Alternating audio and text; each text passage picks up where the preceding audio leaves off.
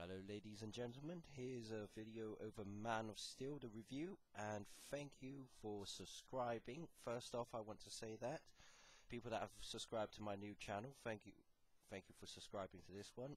And usually this channel I usually talk about reviews of movies, games, and sometimes I talk about philosophy. Philosophy videos do take time to think about before I say them. But anyway, this is a review over Man of Steel, recently watched yesterday. I'm not a big fan of Superman, and to be honest, this was one of the best Superman films I've ever seen. I didn't like the old ones, I'll be very honest now. This is a complete reboot to the series, and it's the very first time I actually can say I've enjoyed a Superman film. And I'm more of a Batman fan than Superman, but this film was good, really good. But the story I'm going to go into right now is too quick-paced. I'm going to tell you why in a sec. It's just I'm going to talk about right at the beginning of the story. Right at the beginning of the story, when you first start off, you see Russell Crowe that plays Jor-El, Superman's father. And Superman has three names. That's Clark Kent, Kal-El, and Superman. And so Russell Crowe, Jor-El, is talking to the council about how to keep Kryptonians alive, because they need nuclear sort of radiation to keep them alive. But unfortunately, the way they used to do things was to travel from planet to planet that create a nuclear reactor to keep themselves alive. But the council decided to stop that and decided to gain power from their own planet.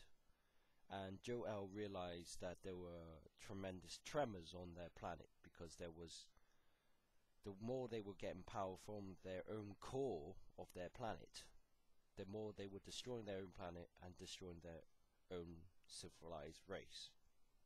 But the council didn't believe that, and then you had General Zod, the main villain of the story, kills some council members and asks Jor-El to join him.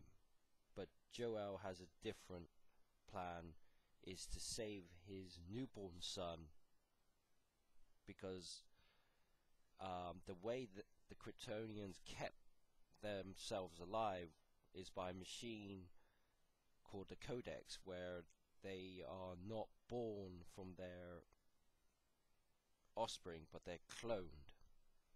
And this Codex creates Kryptons. But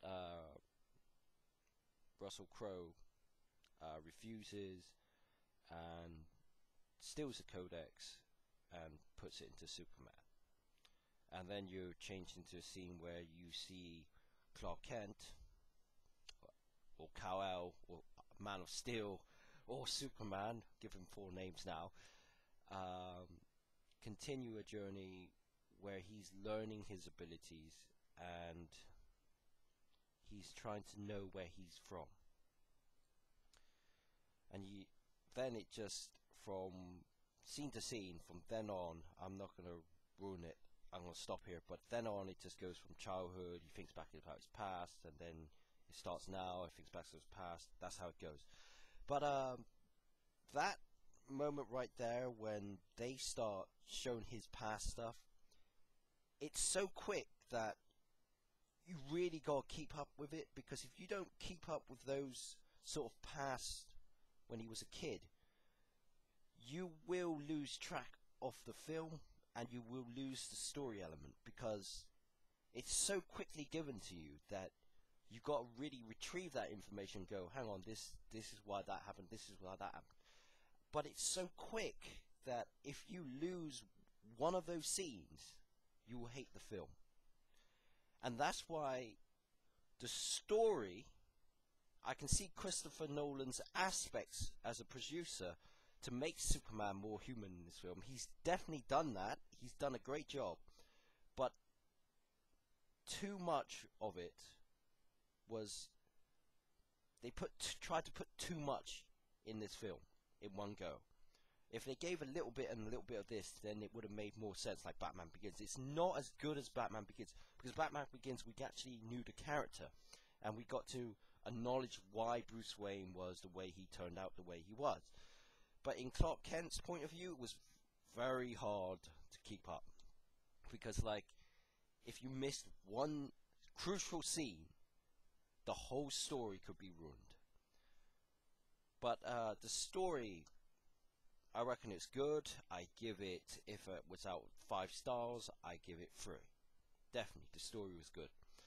But if you guys want to watch an action film, this is where I would say, if you guys like Dragon Ball Z, if you guys like Naruto or One Piece, this is your film. I mean, yeah. The CGI is spectacular. The action scenes are amazing. There's no doubt. Like, if I had to give it a rate out of 5 stars, I give it 5 stars for action. This film is amazing for action. The action, and it's completely sacked Snyder over it, the director.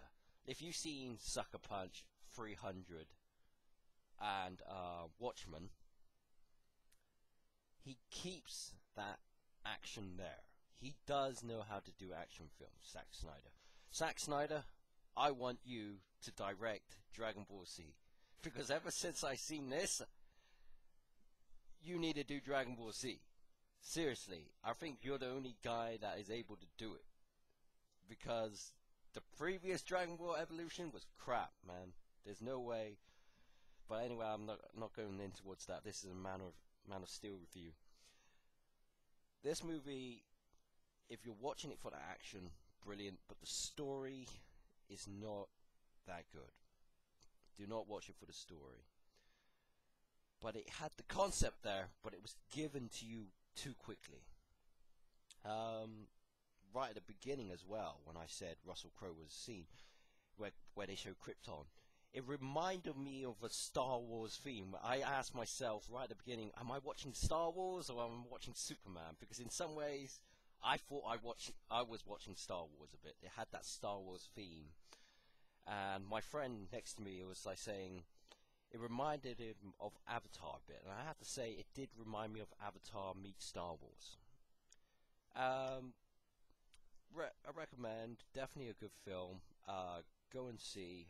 Story-wise, I give it a 3 star. Out of 10, I give it 5. I gotta be honest, the story wasn't that good, but CGI was amazing. Hope you guys enjoyed the video. Catch you guys later.